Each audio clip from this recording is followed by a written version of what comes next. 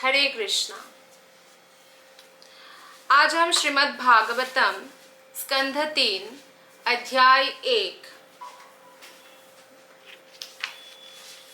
और श्लोक नंबर 31 से पढ़ेंगे। ओम नमो भगवते वासुदेवाय। ओम नमो भगवते वासुदेवाय। ओम नमो भगवते वासुदेवाय।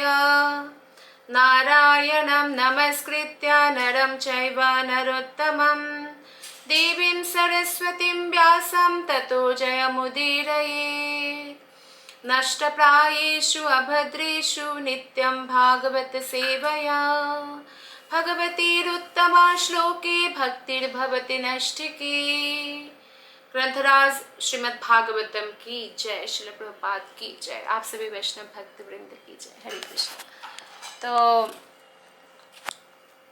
आज हम 31 श्लोक से पढ़ रहे हैं। क्षेमं सकच्चिद्युधानास्ते यः फल्गुणलब्धधनुरहस्यः लेभिञ्ज साधोक्षजसेवैव गतिं तदीयं यतिभिर्दुरापाम्। अनुवाद और तात्पर्य श्रील प्रभुपाद के द्वारा। श्रील प्रभुपाद की जय। अनुवाद। हे उद्धव, क्या युयुधान सकुशल है?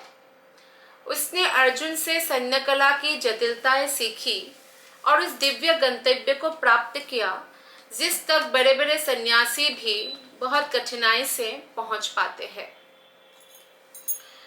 तो यहाँ पे विदुर जो है उद्धव से मिले हैं और विदुर उद्धव से ये पूछ रहे हैं कि कैसे है सब लोग, क्योंकि विदुर बहुत पहले ही तीर्थाटन के लिए निकल चुके हैं। अध्यात्म का जो गंतव्य स्थान है वो है भगवान अधोक्सस, यानी भगवान श्री कृष्ण। भगवान श्री कृष्ण इंद्रियों की पहुंच से बाहर है। हम अपने इंद्रियों के द्वारा भगवान को नहीं समझ सकते हैं। ब्रह्मसुख का दिव्य आनंद प्राप्त करने हेतु सन्यासी लोग समस्त सांसारिक संबंधों को त्याग देते हैं, किंतु भगवान श्री कृष्ण का जो संबंध है वो ब्रह्म सुख से भी बढ़कर है।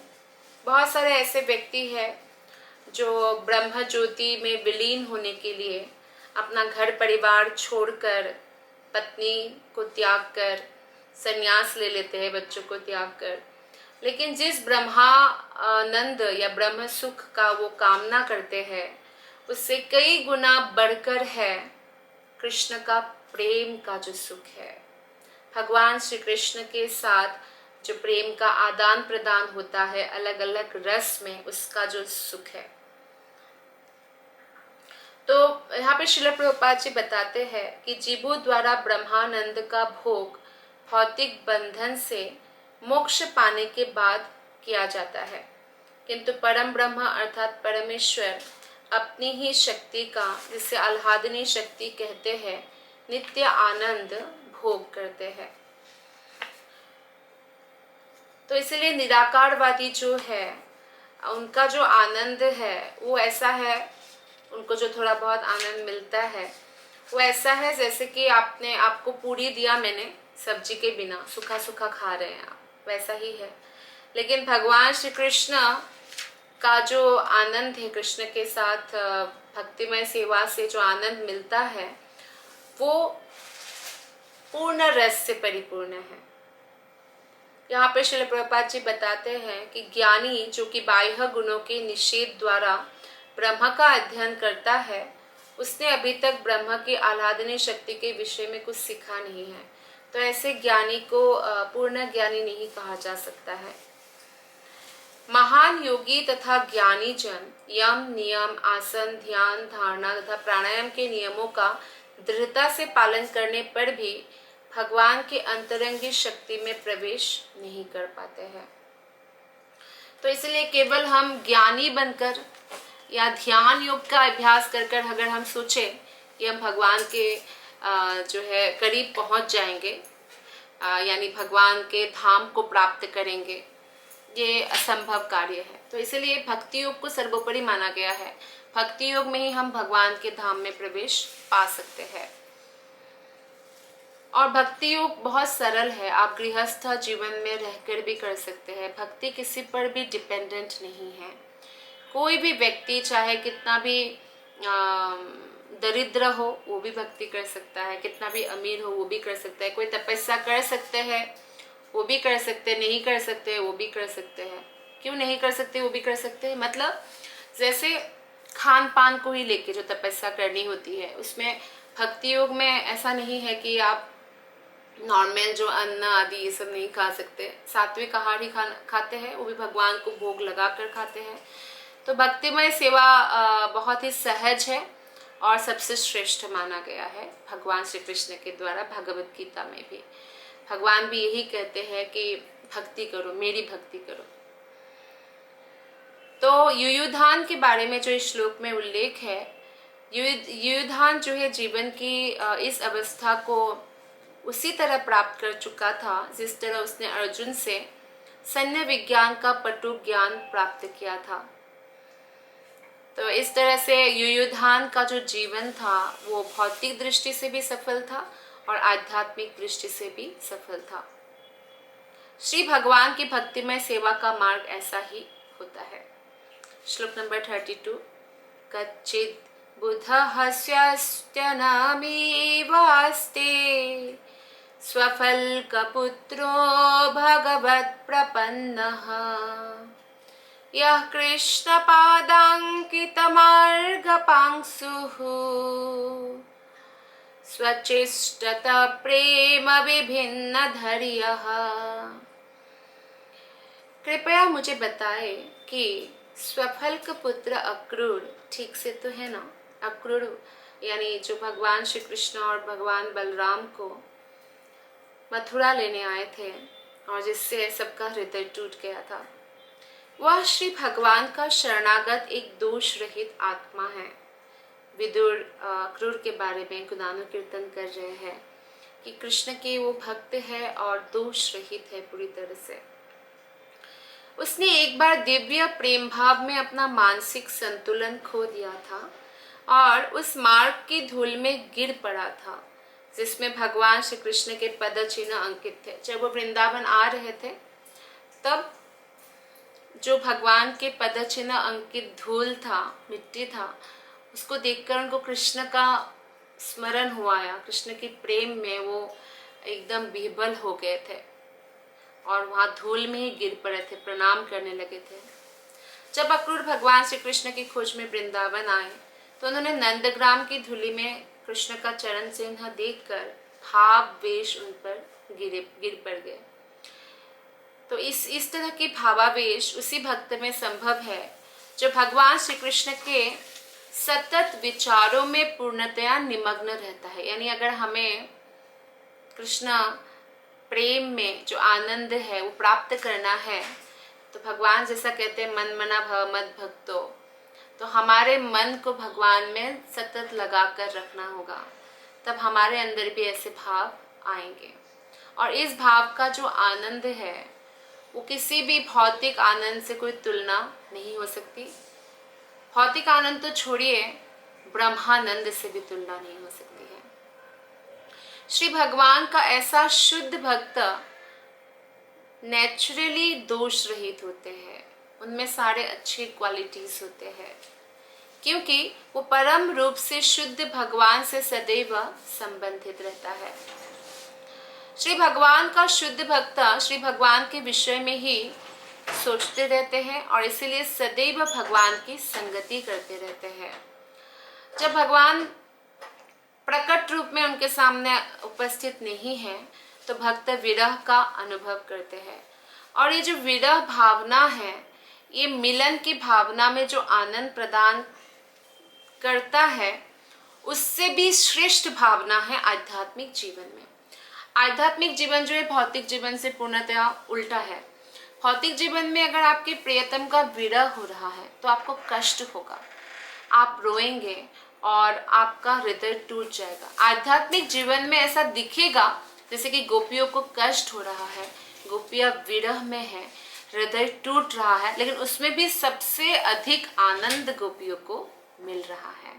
और इस आनंद को देने के लिए भगवान विरह का जो लीला है वो रचाते हैं। सिर्फ गोपियों के साथ ही नहीं, रानियों के साथ भी। जैसे रानियों को छोड़कर कितना ही समय भगवान श्री कृष्ण हस्तिनापुर में थे, पांडवों के पास थे, तो रानियों के मन में वो विरह भावना उत्पन्न हुई थी। सीता मैया और राम जी जब लीला कर रहे थे इस धरातल पर, तब भी ये लीला हुई थी, विरह का लीला। विरह की भावना का जो आनंद है वो सीता मैया को भी प्राप्त हुआ था। पहली बार तो जब रावण हरण करके ले गए, रावण को मारने के लिए ही राम जी प्रकट हुए थे।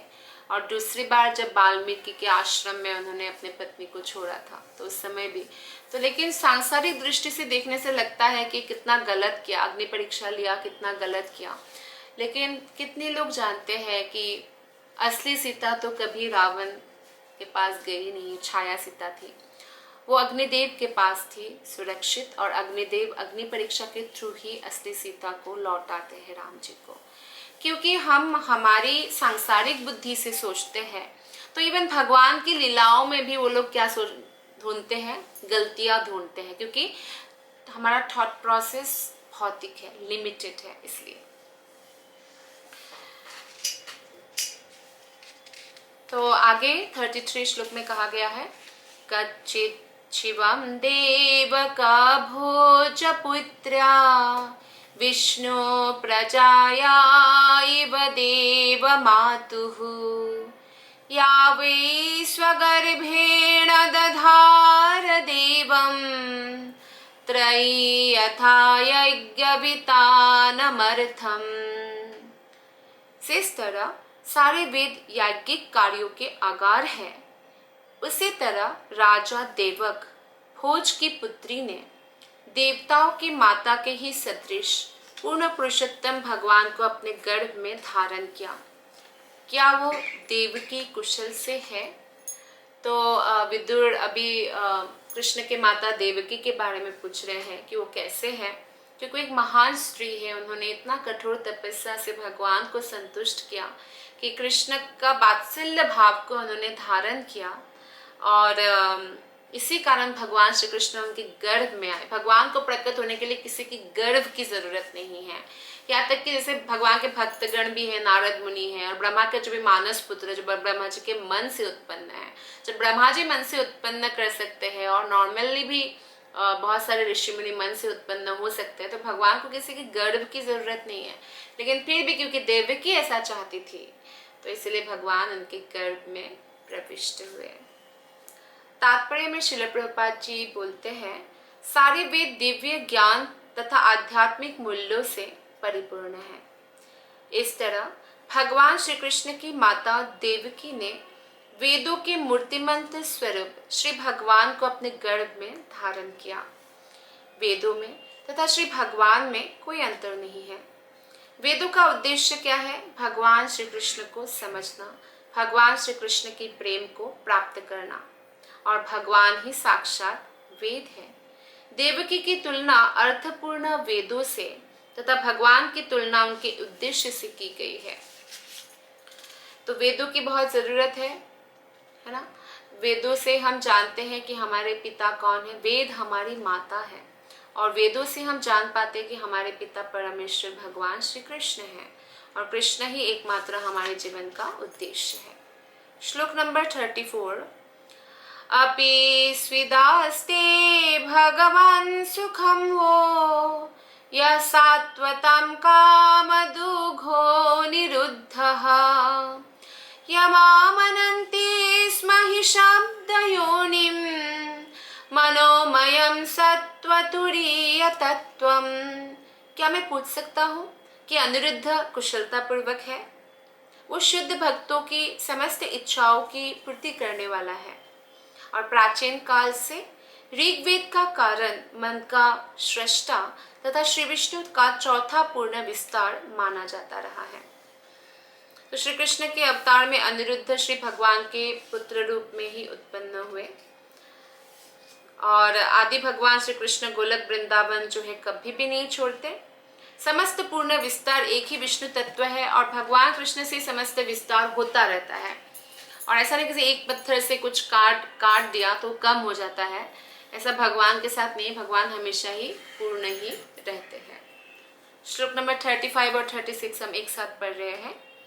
अपि स्विद्वन्ने च निजात्मदेवम् अनन्यवृत्त्या समनोव्रताये हृदेकसत्यात्मज चारुदेष्णा गदादयः स्वस्ति चरन्ति सौम्या। 36 श्लोक। अपि स्वदुर्भ्यां विजयाच्युताभ्यां धर्मेण धर्मः परिपाति सेतुम् दुर्योधनोताप्यतायात् सभायाम् साम्राज्यलक्ष्म्या विजयानुवृत्त्या। हे भद्र पुरुष, अन्य लोग यथा हृदिक, चारुदेशना, गद तथा सत्यभामा का पुत्र जो भगवान श्री कृष्ण को अपनी आत्मा के रूप में मानते हैं और बिना किसी विचलन के उनके मार्ग का अनुसरण करते हैं, ठीक से तो है। तो भगवान के पुत्रों के बारे में, पौत्रों के बारे में, भगवान के संबंधी जो इस धरातल पर द्वारका नगरी में थे, सबके बारे में विदुर जी पूछ रहे हैं। आगे पूछते हैं, अब मैं पूछना चाहूंगा कि महाराज युधिष्ठिर धार्मिक सिद्धांतों के अनुसार तथा धर्मपथ के प्रति सम्मान सहित राज्य का पालन पोषण कर तो रहे हैं। युधिष्ठिर महाराज के बारे में पूछते हैं। पहले तो दुर्योधन ईर्ष्या से जलता रहता था क्योंकि युधिष्ठिर भगवान श्री कृष्ण तथा अर्जुन रूपी दो बाहुओं के द्वारा रक्षित रहते थे, जैसे वे उनके अपने ही भुजाएं हो। तो महाराज युधिष्ठिर धर्म के प्रतीक थे। जब वे भगवान श्री कृष्ण तथा अर्जुन की सहायता से अपने साम्राज्य पर शासन कर रहे थे तो उनके साम्राज्य का ऐश्वर्य स्वर्ग के ऐश्वर्य को भी मात देने वाला था। मतलब स्वर्ग के ऐश्वर्य भी कम था, जैसे इतना ऐश्वर्य युधिष्ठिर महाराज के पास पृथ्वी में था। क्यों? क्योंकि कृष्ण के कारण। उनकी असली बाहें तो भगवान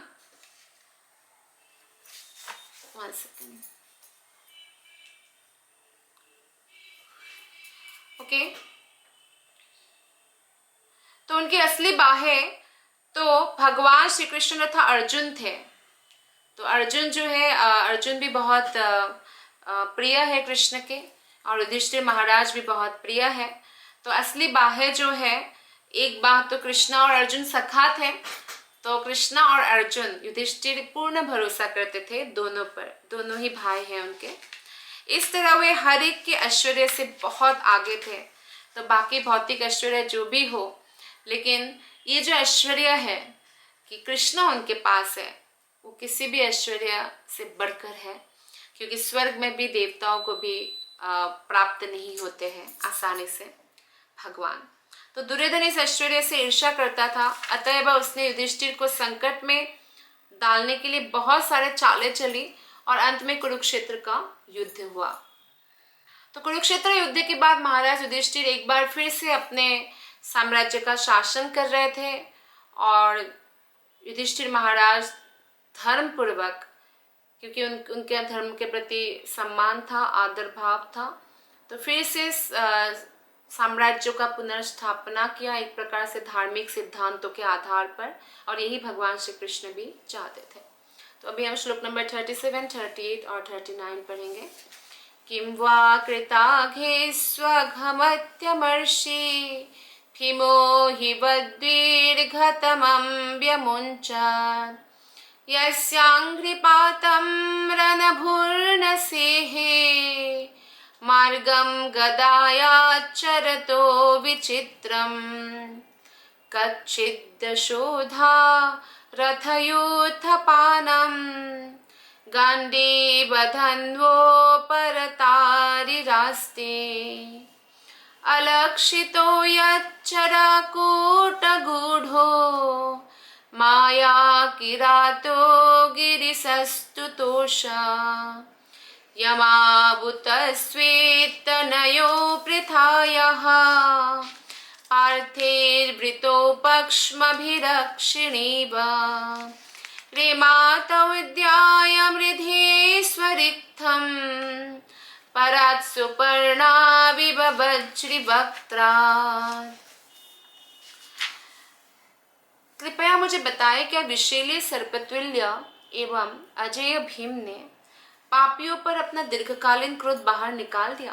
मतलब युद्ध में क्या हुआ? अब विदुर वो पूछ रहे हैं कि भीम ने जो प्रतिज्ञा किया था कि दुशासन का रक्त पिएंगे, उनका वक्ष फाड़ देंगे, क्योंकि इतना क्रोध आया था, द्रौपदी का भयंकर अपमान किया था, तो क्या उन्होंने ऐसा किया? दुर्योधन को जांग में बैठने के लिए द्रौपदी को बुलाया था, तो जंघा तोड़ दिया क्या? पूछ रहे थे। गदा चालन के उसके कौशल को रणभूमि भी सहन नहीं कर सकती थी। जब वो उस पथ पर चल पड़ता था तो इतना गदा चालन में इतना पारंगत था। तो भीम के बल से विदुर परिचित थे। जब भी भीम युद्ध क्षेत्र में होता तब पथ पर उसके पदचाप और उसके अद्भुत गदा कौशल शत्रु के लिए असहनीय हो जाता। तो इसलिए फिर भी भीम भले ही बहुत बलशाली थे पर बहुत अधिक सहनशील भी थे, और सहनशील होने के कारण ही ऐसा हुआ कि बहुत समय तक उन्होंने दुर्योधन के अगेंस्ट कुछ भी कदम नहीं उठाया। नहीं तो जब द्रौपदी के साथ जो हो रहा था, 10,000 हाथी वाला भीम को कौन रोक सकता था? उस समय भी वो मार सकते थे दुर्योधन को, पर वो नियमों का उल्लंघन नहीं करते हैं। वो अपने बड़े भाई युधिष्ठिर की आज्ञा का पालन करते हैं। तो इसलिए बहुत संयमी है पांचों पांडव, इसलिए कृष्ण को प्रिय है। विदुर की जिज्ञासा थी, क्या उसने अभी तक सताए हुए विषैले सर्प की भांति अपना क्रोध बाहर निकाला है? जब सर्प लंबे समय से पनप रहे क्रोध के पश्चात अपना विष छोड़ता है तो उसका शिकार जीवित नहीं रह सकता। जो इतने समय तक जो सहन किया है भीम ने, और जब युद्ध किया तो सारा विष यानी सारा क्रोध निकाल दिया होगा, तो सब मर गए होंगे। निश्चिंत थे विदुर, फिर भी पूछ रहे थे।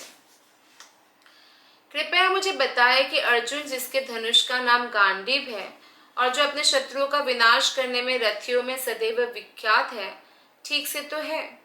एक बार उसने न पहचाने जाने वाले छद्म शिकारी के रूप में आए हुए शिव को बाणों की बौछार करके उन्हें तुष्ट किया था। तो अर्जुन के सर के ऊपर हमेशा कृष्ण का हाथ रहा, हमेशा कृष्ण की कृपा रही, तो इसीलिए अर्जुन ने शिव जी को भी प्रसन्न कर पाए। शिव जी शिकारी का रूप धारण करके आए थे, तो बाणों का बौछार किया, तो अर्जुन का युद्ध कौशल देखा तो शिव जी प्रसन्न हो गए, क्योंकि एक सुअर की जो शिकार है, सुकर की शिकार कर रहे थे, तो उसको लेकर शिव जी ने जानबूझकर अर्जुन से झगड़ा मोल लिया और इस तरह से फिर युद्ध हुआ था। क्या अपने भाइयों के संरक्षण में रह रहे जुड़वा भाई कुशल पूर्वक है? यानी युधिष्ठिर, भीम और अर्जुन के संरक्षण में रहने वाले जुड़वा भाई कौन है? माद्री पुत्र नकुल और सहदेव। जिस तरह आंख पलक द्वारा सदैव सुरक्षित रहती है, उसी तरह वे पृथा पुत्र द्वारा संरक्षित हैं, जिन्होंने अपने शत्रु दुर्योधन के हाथों से अपना न्याय संगत साम्राज्य उसी तरह छीन लिया जिस तरह गरुड़ ने वज्रधारी इंद्र के मुख से अमृत छीन लिया था। तो ऑब्वियसली भगवान के भक्तों के संग में हम रहते हैं तो हम सुरक्षित रहते हैं, क्योंकि भगवान के भक्तों के ऊपर हमेशा भगवान के संरक्षण की छाया रहती है, और ऐसे भक्तों का अगर हम संग करें तो हमारे ऊपर भी वो कृपा मिल जाती है, उस कृपा का बारिश हमारे ऊपर भी होने लगती है। और दुर्योधन के हाथों से राज्य ले लिया था पांडवों ने, जैसे गरुड़ ने वज्रधारी इंद्र के मुख से अमृत छीन लिया था। तो स्वर्ग का राजा इंद्र के बारे में यहाँ पे वर्णन किया गया है। तो श्रील प्रभुपाद जी यहाँ पे बोलते हैं कि स्वर्ग का राजा इंद्र अपने हाथ में वज्र धारण करता है और अत्यंत बलशाली है। वो स्वर्ग का राजा है, ऐसे ही नहीं हो सकते कोई राजा। तो बहुत पुण्यवान है तभी इंद्र बने हैं और बहुत बलशाली भी है। फिर भी भगवान श्री विष्णु के वाहन गरुड़ उनके मुख से अमृत छीनने में सफल हुए थे। इसी तरह दुर्योधन स्वर्ग के राजा के ही समान बलशाली था, लेकिन फिर भी गरुड़ कौन है? गरुड़ पार्षद है, भगवान विष्णु के वाहन है। तो और पांडव भी भगवान कृष्ण के पार्षद है। तो दुर्योधन से अपना साम्राज्य छीन लिया था।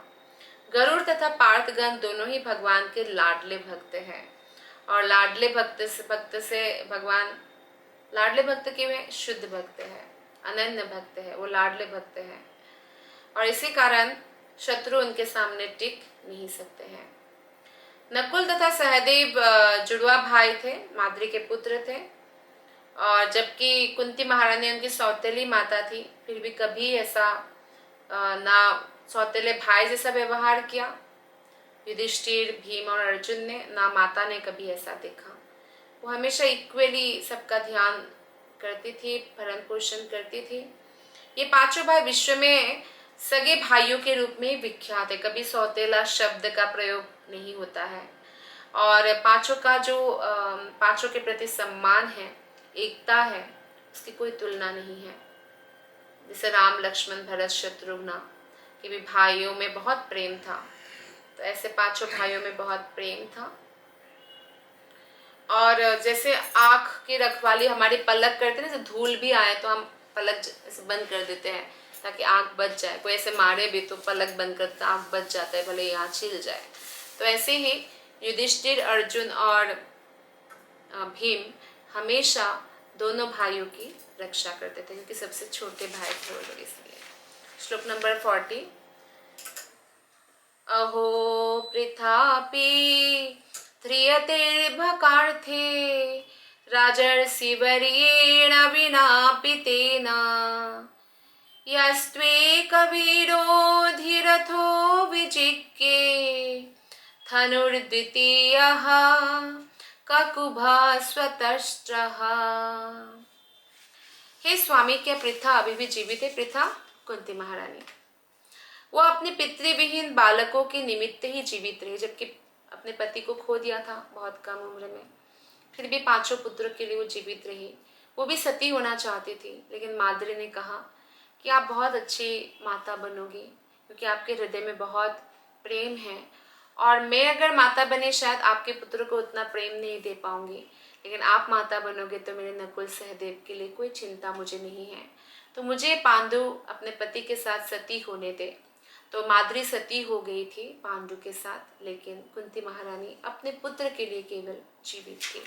उस समय सती प्रथा था, तो अपने ही इच्छा से पत्नियां पति के साथ चिता में सती हो जाती थी, और इस तरह से शास्त्रों के अनुसार उनको पति का ही गति प्राप्त होता था। तो इसलिए लेकिन बाद में सती प्रथा बहुत ही विकृत अवस्था धारण किया। जब पति खो देती थी पत्नियां, तो जबरदस्ती चिता पे ससुराल वाले डाल देते थे या गांव वाले डाल देते थे, और उसके नाम के एक मंदिर बना देते थे। तो इसी कारण ये बंद हुआ। और भक्ति विनोद ठाकुर जब थे तब भी ये प्रथा बहुत चल रहा था, वो मैजिस्ट्रेट थे, तो उन्होंने भी बहुत इसमें सहायता किया अंग्रेजों को, क्योंकि ये एक प्रकार से मर्डर हो रहा था। वो सती प्रथा जो है, वो ओरिजिनल सती प्रथा बिल्कुल चेंज हो गया था। तो ऐसा नहीं होना चाहिए, किसी को भी किसी की स्वतंत्रता पर जबरदस्ती नहीं करना चाहिए। भगवान भी नहीं करते, नहीं तो हम सब रोबोट होते। भगवान एक प्रोग्राम फिक्स कर देते और हम ऐसा ही बनते। जैसे वॉशिंग मशीन में प्रोग्राम डला हुआ है, कपड़ा धोना है, वो कपड़ा ही धोता है, ठंडा नहीं कर सकता वो रूम की मैं रूम वॉशिंग मशीन रूम में रख दूँ, रूम ठंडा करेगा। जो प्रोग्राम डला हुआ होता है वही करता है। तो भगवान ने हमें रोबोट नहीं बनाया है, तो इसलिए हमें किसी की स्वतंत्रता पर कभी भी हस्तक्षेप नहीं करना चाहिए। इस तरह से जबरदस्ती चिता पर डाल दिया। जैसे जो दहेज प्रथा है वो भी विकृत रूप धारण कर चुकी है। अभी लोग उसकी वजह से घर में लड़ाइयाँ होती है, डिवोर्स होता है, जला भी देते हैं, मार भी देते हैं बहू को। लेकिन पहले क्या होता था कि जैसे राजकुमारी का विवाह है, बहुत सारे हाथी घोड़ा आपको शास्त्र में मिलेगा, या दासियाँ भेज देते थे राजकुमारी के साथ। तो वैसा जो है वो ठीक है, क्योंकि वो उपहार है अपने पिता का। लेकिन जो जबरदस्ती नहीं, हमें इतना देना पड़ेगा और उसके लिए पिता सारा संपत्ति बेच देते हैं, लोन लेते हैं, उधार में पड़े रहते हैं, उनका कमर टूट जाता है। तो ये विकृत अवस्था है। तो यहाँ पे माद्री सती हो गई थी और कुंती महारानी पुत्रों के निमित्त जीवित थी। जब श्रील व्यासदेव ने यह आग्रह किया, क्योंकि उनके जो पुत्र है बहुत छोटे थे, और जब महाराज पांडु की मृत्यु हुई, यहाँ पे श्रील प्रभुपाद जी बताते हैं, दोनों ही पत्नियां माद्री कुंती अग्निदाह के लिए तैयार थी, किंतु माद्री ने कुंती से अनुरोध किया कि वे 5 पांडवों के निमित्त जीवित रहे। बहुत छोटे बच्चे थे पांडु के सारे बच्चे छोटे थे पांडव। जब श्रील व्यासदेव ने भी यही आग्रह किया, क्योंकि व्यासदेव गुरु है, गुरु पद में होते हैं हर ऐसे साधु, और भगवान के अवतार भी है व्यासदेव। तो कुंती महारानी ने स्वीकार किया कि हाँ, मैं अपने पुत्रों के निमित्त जो है जीवित रहूंगी, उनका पालन पोषण करूंगी। तब स्वीकार किया। अतिशय बिछोह के बावजूद, ऑब्वियसली कोई अपने पति को खो दे तो कितना बिछोह होगा, और वो पति जो पांडु जैसे हो, और अब कोई भी आश्रय नहीं रहा कुंती महारानी का, और उनकी अनुपस्थिति का हर समय वो अनुभव करती थी, क्योंकि जब दुर्योधन ने विष दिया भीम को मारने के लिए, तब भी वो जानती थी पर किसी को कुछ बोली नहीं थी। तो अपने के पति के अनुपस्थिति में जीवन का भोग करने के लिए वो नहीं, बल्कि बच्चों को संरक्षण प्रदान करने के लिए जीवित रहने का निश्चय किया। यह ज्ञात होता है कि महाराज पांडु महान योद्धा थे और धनुष बाण की सहायता से अकेले ही विश्व के चारों दिशाओं को जीत लिया था उन्होंने। तो ऐसे पति की अनुपस्थिति में कुंती के लिए विधवा रूप में जीवित रहना असंभव था, फिर भी उनको ऐसा करना पड़ा। श्लोक नंबर 41। सौम्यानुशोचेतमधः पतन्तं भ्रात्रे परेताय विदुद्रुहेया निर्यापितो येन सुहृत् स्वपुर्या अहम स्वपुत्रान् समनोव्रतेन। हे भद्र पुरुष, मैं तो एकमात्र धृतराष्ट्र के लिए शोक कर रहा हूँ, जिसने अपने भाई की मृत्यु के बाद उसके प्रति विद्रोह किया।